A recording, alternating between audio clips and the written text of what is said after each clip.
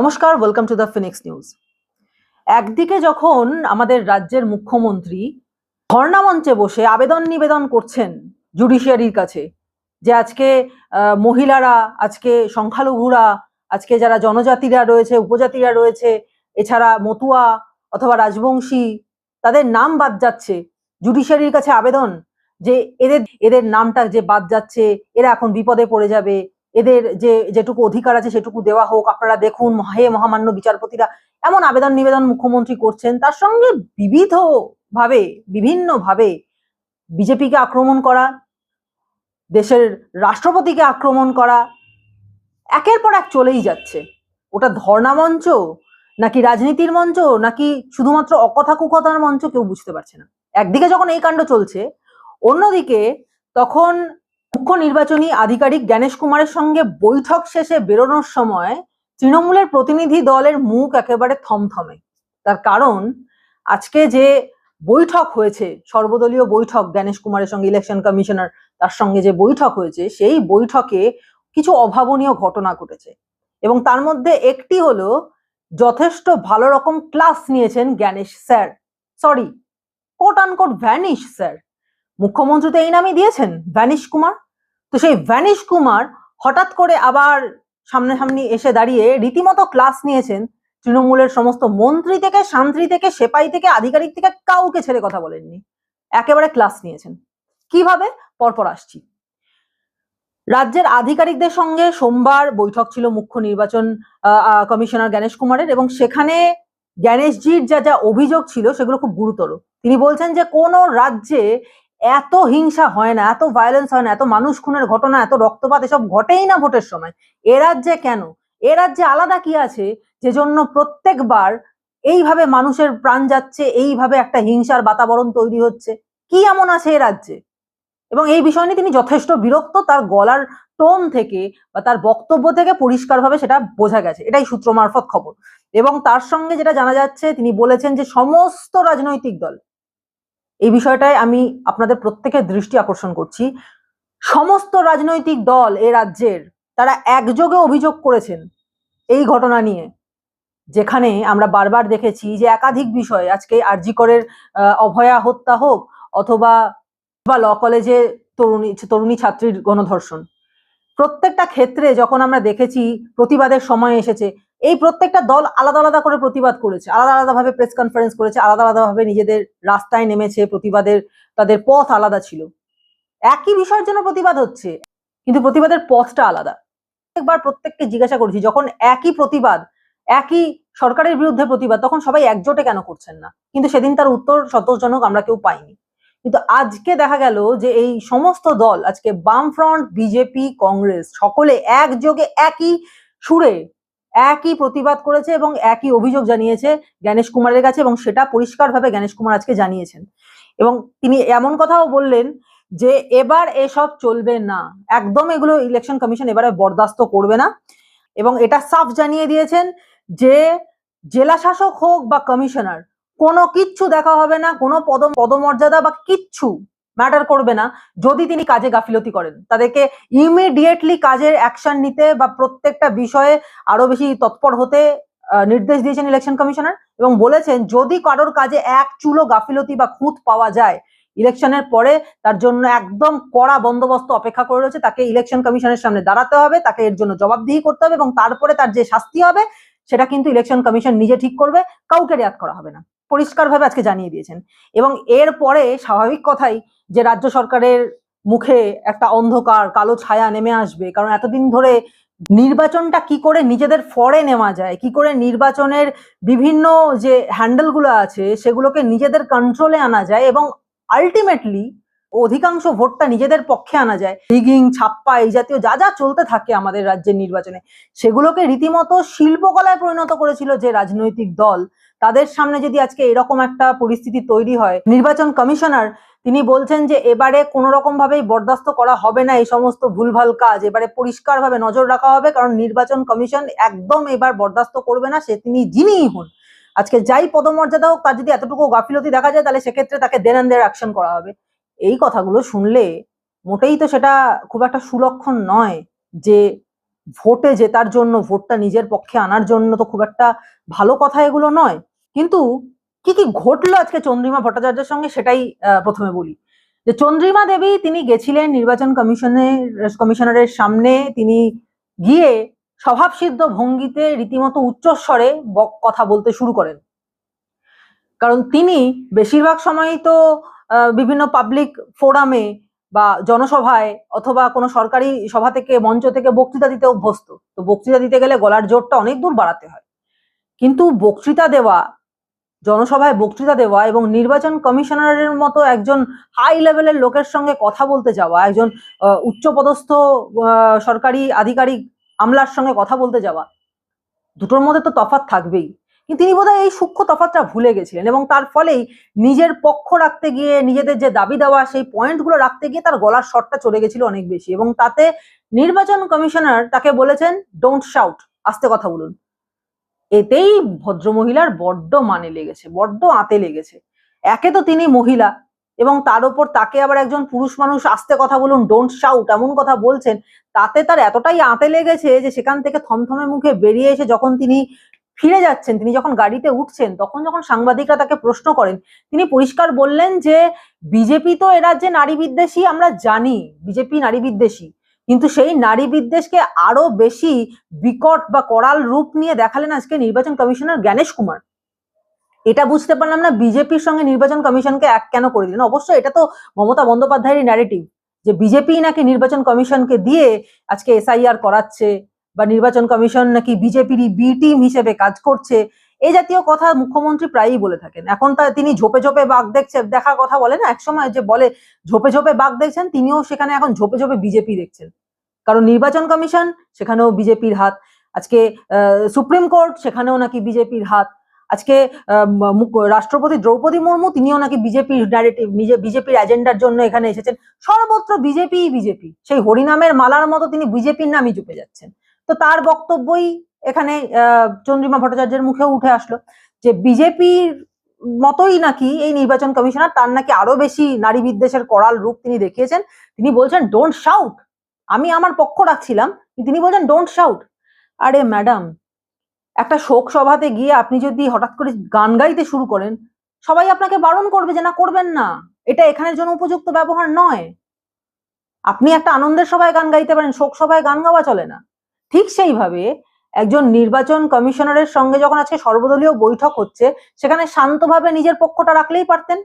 আপনার বক্তব্য আপনি রাখলেন, তারপরে তিনি যা বলার বলতেন। কিন্তু আপনি যখন জনসভার মনে করে সেখানে গলা ফাটিয়ে চেঁচাতে গেলেন, তখন তিনি যদি ডোন্ট শাউট বলেন, তাহলে তো আপনার কিছু বলার থাকতে পারে না, দোষটা তো আপনারই ছিল।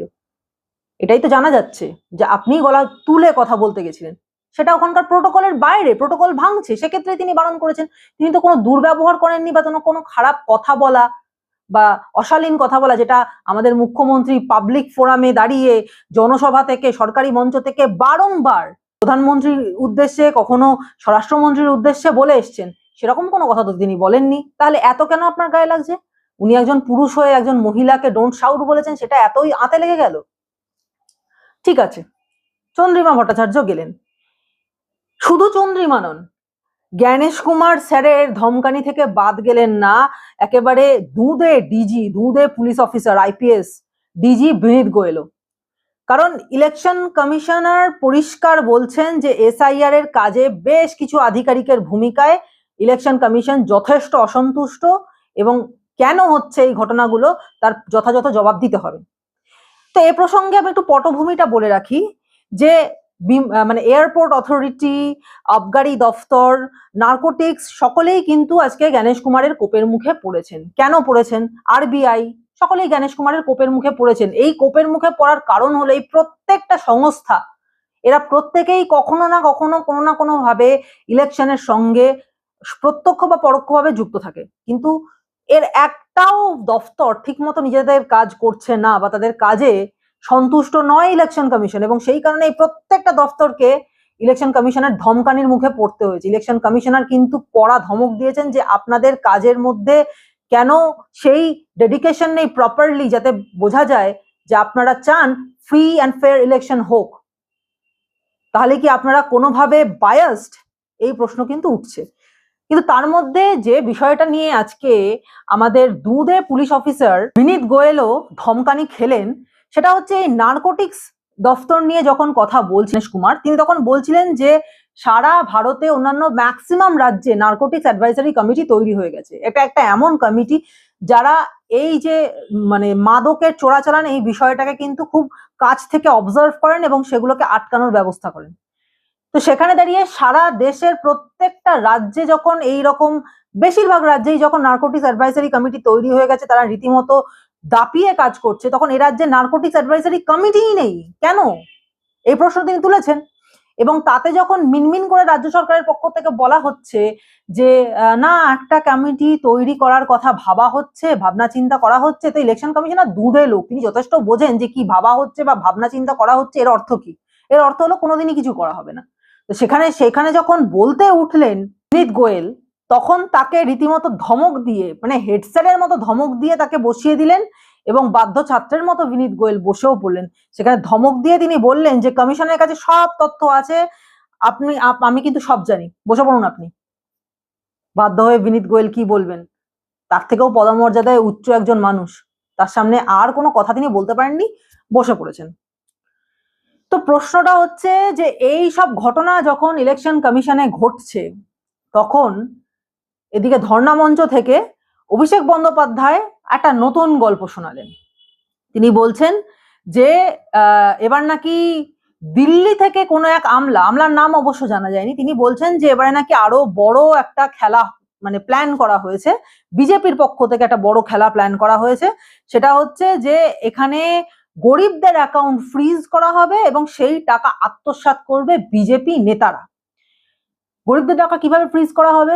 আজকে ইলেকশন কমিশন যদি এসআইআর এর মাধ্যমে প্রচুর গরিবদের নাম টাম কেটে বাদ দিয়ে দেয়, তাদের ব্যাংক অ্যাকাউন্টে যা টাকা পয়সা আছে সেই টাকা পয়সার জন্য যদি তুলতে হয়, তাহলে সেক্ষেত্রে ব্যাংক কেওয়াইসি চাইবে, এবং কেওয়াইসি চাইলে সে সময় তাদেরকে ভোটার কার্ড, আধার কার্ড, যা যা তাদের সার্টিফিকেট, যা যা তাদের ডকুমেন্টস সব দেখাতে হবে। সেগুলো তো দেখাতে পারবে না, তার কারণ ইলেকশন তালিকা থেকে তার নাম কেটে দিয়েছে। সুতরাং তার অ্যাকাউন্ট থেকে সে টাকা তুলতে পারবে না, সেই অ্যাকাউন্টে যে টাকাই আছে সেটা ফ্রিজ করে দেওয়া হবে এবং সেই যে পুরো টাকাটা সেটা নিয়ে নেবে বিজেপির নেতারা। কি অসাধারণ প্ল্যান, কি অসাধারণ প্লট! মানে ছুঁচো মেরে হাত গন্ধ করতেও নাকি এখন পৃথিবীর সর্ববৃহৎ দল তার নেতারা উঠে পড়ে নেমেছেন, মানে উঠে পড়ে লেগেছেন। অদ্ভুত প্ল্যান এবং অদ্ভুত তার যুক্তি।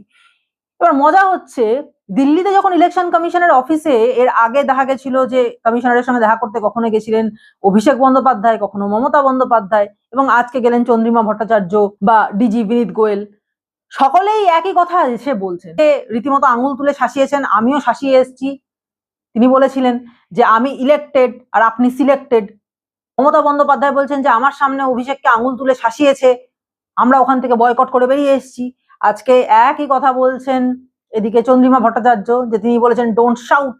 অর্থাৎ যেটা বিষয় হচ্ছে, রোজই বাঘ বাঘ বাঘ বাঘ বলে চেঁচালে যখন সত্যি সত্যি বাঘ আসে, তখন আর কেউ আপনাদের পাশে এসে দাঁড়াবে না যে বাঘের হাত থেকে কি করে আপনাকে রক্ষা করা যায়। প্রত্যেক দিনই তো একই কথা বলে যাচ্ছেন। অর্থাৎ বোঝা যাচ্ছে যে আপনারা যতই যাই বলুন না কেন, ইলেকশন কমিশনারকে যে এরকম হাতের মুঠোর মধ্যে বন্দি করে নিয়ে নিজেদের পক্ষে ইলেকশনটাকে ঘুরিয়ে দেওয়া, সেটা আপনাদের পক্ষে সম্ভব হচ্ছে না, তাই জন্যই এত গাত্রদাহ। তো আজকে যাই বলুন না কেন, বিজেপি কিন্তু উঠে পড়ে লেগেছে, বিজেপি কিন্তু যথেষ্ট ক্যাম্পেইনিং করছে। অর্থাৎ যেটা আলটিমেটলি বোঝা যাচ্ছে যে মুখ্যমন্ত্রী মনে হয় হাল ছেড়ে দিচ্ছেন বলেই আজকে ধর্ণা মঞ্চে বসে রয়েছেন, আর অন্যদিকে কিন্তু দাপিয়ে জনসভা, জনসংযোগ ইত্যাদি করে বেড়াচ্ছে বিজেপি। তো যাই হোক, আজকে যে কাণ্ডটা ঘটলো ইলেকশন কমিশনারের সঙ্গে সাক্ষাতে, মোলাকাতে, সেটা কিন্তু যথেষ্ট বড় ধাক্কা আমাদের রাজ্য সরকারের জন্য। কারণ ইলেকশন কমিশনার তিনি কিন্তু কড়াভাবে বলেছেন প্রত্যেকটা যে দফতর রয়েছে, প্রত্যেকটা দফতরকে এবার ইতিবাচক ভূমিকা নিতে হবে, কারণ এবারে ইলেকশনে কোনো রকম ভাবে কোনো কারচুপি সহ্য করা হবে না, এবং কারচুপি করার চেষ্টা যে করবে তার জন্য সমন অপেক্ষা করে রয়েছে। সুতরাং কিভাবে এবার নিজের গদি বাঁচাবেন মুখ্যমন্ত্রী, সেটাই বোধহয় ওই ধর্ণা মঞ্চে বসে গালে হাত দিয়ে ভাবছেন। তো ভাবা প্র্যাকটিস করুন, কারণ সময় তো আপনার কাছে এবার অঢেল থাকবে। তখন না হয় একটু অ্যানালিসিস করে দেখবেন মুখ্যমন্ত্রী যে আপনাকে কত আশা নিয়ে এই রাজ্যের সাধারণ মানুষ নিয়ে এসেছিল। আপনি বিরাট ভরসার জায়গা ছিলেন, কিন্তু মানুষের ভরসা আপনি জিতে রাখতে পারলেন না। আপনি আসবার জন্য আসলেন, গদিতে বসবার জন্য বসলেন, কিন্তু যেই না বসলেন অমনি মানুষের কথা, সাধারণ মানুষের দুঃখ দুর্দশার কথা ভুলে গেলেন। সাধারণ মানুষের দুঃখ দুর্দশাকে আপনার নিজস্ব রাজনৈতিক গদি বাঁচানোর জন্য লেগে পড়লেন, অথচ আলটিমেটলি সাধারণ মানুষের হাতে কি রইল? পেন্সিল। তো সুতরাং এবার তো আপনি অনেক সময় পাবেনই, কারণ অঢেল সময় থাকবে যখন আপনি আপনার পদ থেকে নেমে আসবেন। তবে হ্যাঁ, বিরোধী নেত্রী হয়েও থাকতে পারেন, অথবা সন্ন্যাস নিতে পারেন। সে সময় ভেবে দেখবেন যে এই 14 বছরে আপনি কি কি দিতে পারতেন, কারণ আপনার যা মেধা বা আপনার যা রাজনৈতিক বোধ বুদ্ধি, তাতে সন্দেহ করবার কোনো জায়গাই নেই। অসামান্য রাজনীতিবিদ আপনি। কিন্তু সেই রাজনীতির যে জ্ঞান, যে বোধ, তা যদি আপনি সাধারণ মানুষের কল্যাণের কাজে লাগাতেন, তাহলে আজকে এই বাংলা সোনার বাংলা হয়ে উঠত।